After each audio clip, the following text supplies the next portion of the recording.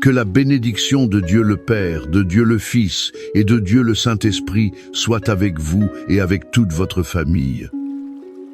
Que la paix qui surpasse toute intelligence, la paix qui vient directement du trône de la grâce, inonde votre foyer en ce moment précis.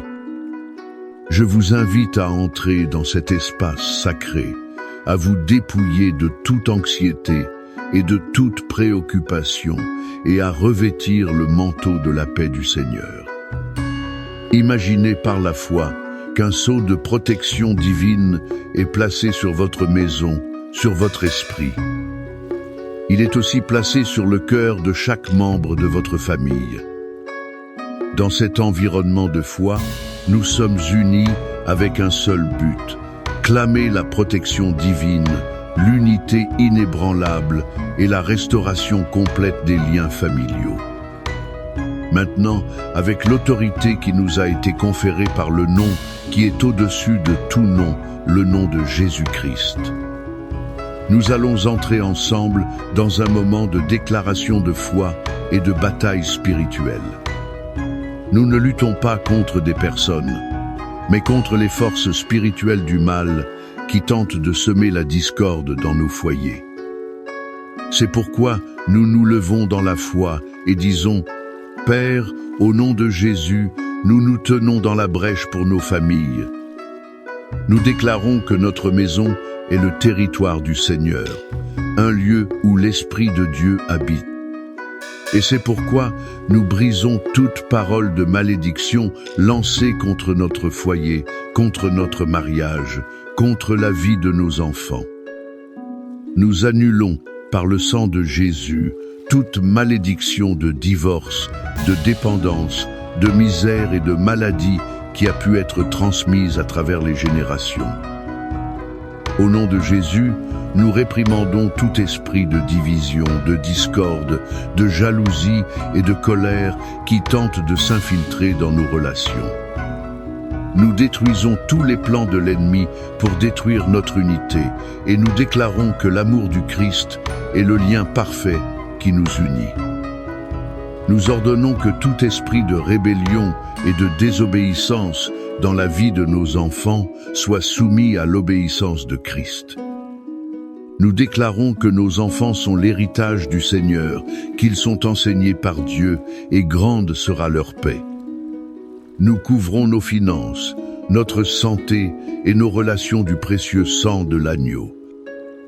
Nous déclarons qu'aucune arme forgée contre notre famille ne prospérera. Voici notre victoire, la foi qui vainc le monde au nom puissant de Jésus.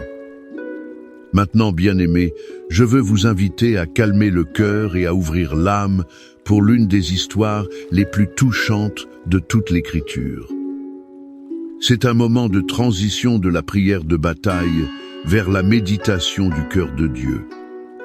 C'est l'histoire racontée par Jésus dans Luc, chapitre 15. Elle est souvent appelée la parabole du fils prodigue, mais je préfère l'appeler la parabole du père aimant. Imaginez la scène, un père, un homme bon et juste, avec deux fils. Le plus jeune, impatient et plein de lui-même, arrive chez son père. Il fait une demande qui sonnerait comme un coup de poignard au cœur. « Père, je veux ma part d'héritage maintenant. » Il ne voulait pas attendre. Il voulait vivre sa vie selon ses propres termes, loin des yeux et des règles de son père. Et le père, dans un acte d'amour douloureux, y consent. Il respecte la liberté de son fils, même en sachant que cette liberté pourrait le mener à la ruine. Le fils, alors, rassemble tout et part pour une terre lointaine. Là, il gaspille tout ce qu'il a reçu dans une vie de plaisirs vides et effrénés. Il vit l'apogée d'une liberté illusoire, jusqu'à ce que l'argent vienne à manquer. Et quand l'argent vient à manquer, les faux amis s'en vont aussi. Une grande famine frappe cette terre. Ce jeune homme qui un jour avait tout, se retrouve maintenant dans une misère complète. Il désire manger la nourriture destinée aux porcs. Pouvez-vous ressentir la profondeur de cet abîme? L'humiliation, la solitude, le regret amer qui a certainement inondé son âme. C'est au fond du gouffre, dans la porcherie, qu'il revint à lui. Il se souvint de la maison de son père. Là, même les serviteurs avaient du pain en abondance, alors que lui mourait de faim. Et le cœur brisé, il prend une décision. Je vais retourner chez mon père. Pendant ce temps, que faisait le père? La Bible nous donne un indice émouvant. Elle dit que, tandis qu'il était encore loin, son père le vit. Cela nous révèle que le père n'a jamais abandonné. Tous les jours, il montait sur la terrasse, regardait la route le cœur serré, espérant, désirant, rêvant du retour de son fils. Ce regard n'était pas un jugement, mais de pure nostalgie et d'amour inconditionnel. Et le jour où il aperçoit la silhouette familière, même sale et dépenaillée, le père n'hésite pas. Il court. Un homme de sa position ne courait pas, mais l'amour l'a poussé. Il a couru, l'a étreint et l'a embrassé à plusieurs reprises. Le fils commence son discours de repentance répété, mais le père le laisse à peine finir. Il ordonne aux serviteurs d'apporter le meilleur vêtement, un anneau pour le doigt. C'est un symbole d'autorité et de filiation restaurée. Des sandales pour les pieds, signe qu'il n'était plus un esclave. Et qu'il prépare une grande fête, car mon fils était mort et il est revenu à la vie, il était perdu et il a été retrouvé. Cette histoire, mes frères et sœurs, est un miroir du cœur de Dieu pour chacune de nos familles. D'elle, nous pouvons tirer des leçons qui sont un baume pour nos blessures. La première leçon est celle-ci. L'amour de Dieu le Père n'abandonne jamais votre famille. Avez-vous aujourd'hui le cœur d'un père ou d'une mère regardant la route de la vie? Vous attendez le retour d'un fils ou d'une fille qui s'est égarée. Peut-être la communication a-t-elle été coupée. Peut-être leurs choix ont-ils apporté de la douleur. Je veux que vous ressentiez le cœur de ce père de la parabole. Il n'a pas abandonné, et Dieu n'abandonne ni vous ni les vôtres. Son amour est patient, il est persistant, et il est toujours en veille, attendant les bras ouverts. La deuxième leçon est qu'il y a toujours un chemin de retour. Pour vous qui vous sentez peu, être comme le fils prodigue, qui vous êtes éloigné, qui avez commis des erreurs. Si vous vous sentez maintenant indigne de l'amour de Dieu et de votre famille, écoutez, le chemin du retour commence par un pas de repentance. Peu importe à quel point vous êtes tombé, l'amour du Père est plus grand que votre erreur. Il n'attend pas pour vous accuser, mais pour vous restaurer. La troisième leçon cruciale est le pouvoir du pardon pour restaurer la famille. La fête n'a été possible que parce que le Père a choisi le pardon au lieu du ressentiment. Dans nos familles, combien de blessures restent ouvertes par manque de pardon? Combien de relations sont brisées parce que l'orgueil empêche une étreinte de réconciliation?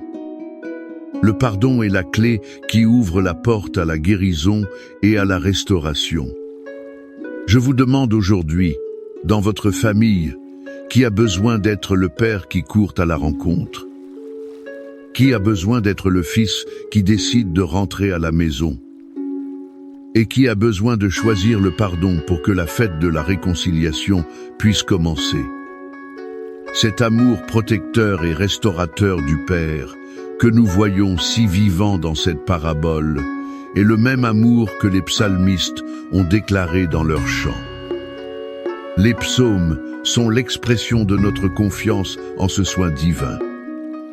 Le psaume 91 est notre déclaration de foi en Dieu qui est notre refuge et forteresse, un bouclier protecteur sur notre maison.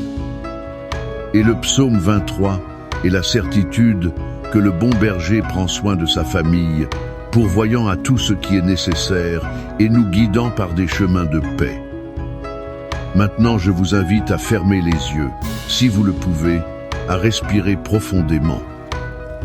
Recevez ces paroles non comme un poème ancien, mais comme une promesse vivante et active de Dieu sur votre famille en ce moment.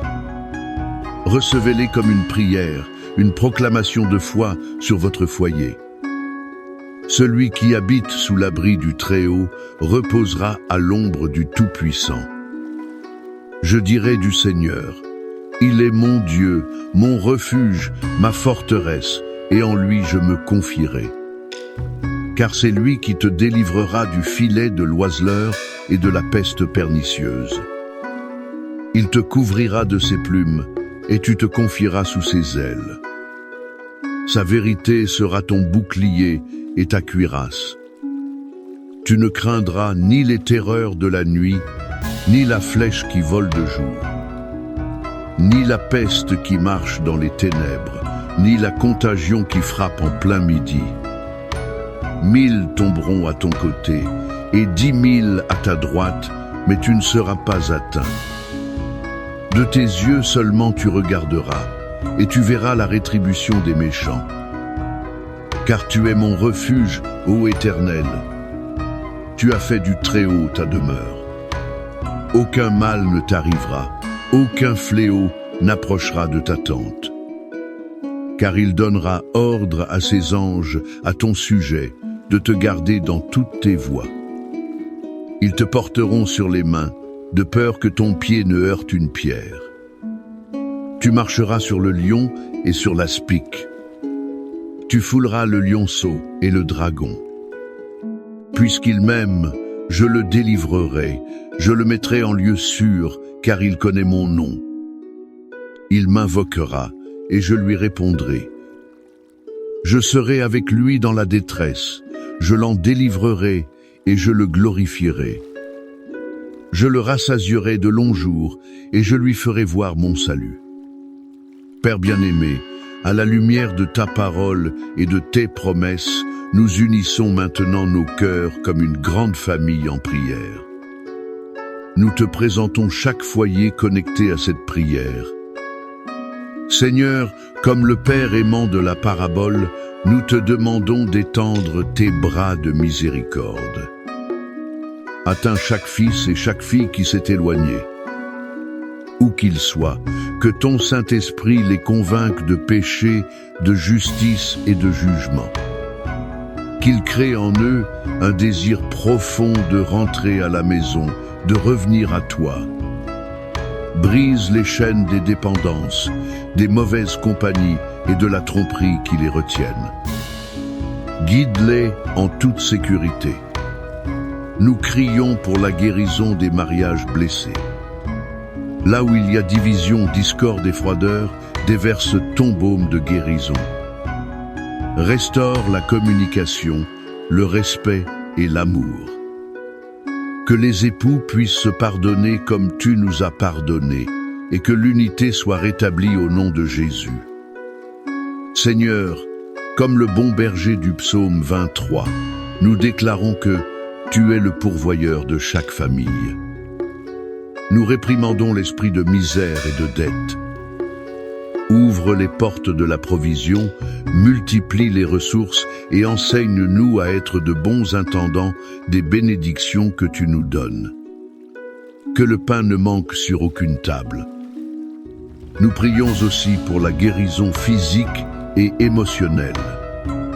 Touche chaque corps malade, restaure la santé et renouvelle les forces.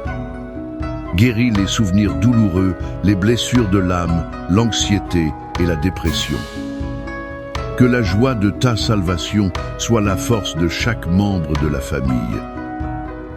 Et maintenant, nous voulons ouvrir un espace pour que vous, notre frères et sœurs en la foi, puissiez participer activement. je vous invite à écrire ici dans les commentaires le nom de votre famille ou le nom de cet enfant, de ce conjoint, de ce parent qui a besoin d'un toucher spécial de Dieu. Chaque nom écrit sera un mémorial devant le Seigneur. Et nous, en tant que communauté, serons en accord par la prière pour votre cause. Que la grâce de notre Seigneur Jésus-Christ, l'amour de Dieu le Père et la communion du Saint-Esprit soient sur votre vie et sur toute votre maison. Que la protection du Très-Haut soit votre mur, que la provision du bon berger soit votre réalité. Et que l'amour du Père qui célèbre le retour du Fils soit votre expérience quotidienne. Que votre famille soit un phare d'espérance, un témoignage vivant du pouvoir restaurateur de Dieu. Allez en paix, couverts de ce manteau de prière et scellés par la promesse de sa fidélité. Amen.